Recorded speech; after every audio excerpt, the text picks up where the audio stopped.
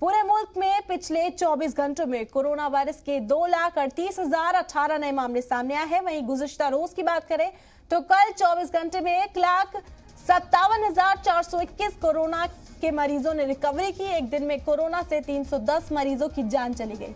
मुल्क में active cases की तादाद 17,36,628 है। इसके अलावा बता दें पूरे मुल्क में ओमिक्रॉन के केसेस की कुल तादाद 8,891 है।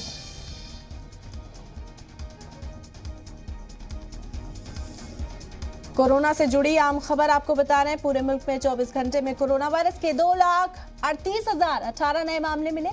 वहीं गुज़िश्ता 24 घंटे में 1,57,421 कोरोना मरीज रिकवर हुए हैं। इसके अलावा आपको बता दें कि ओमिक्रॉन में कुल मरीजों की तादाद, जो ओमिक्रॉन के केसेस हैं, उसकी तादाद 8,891 हो गई।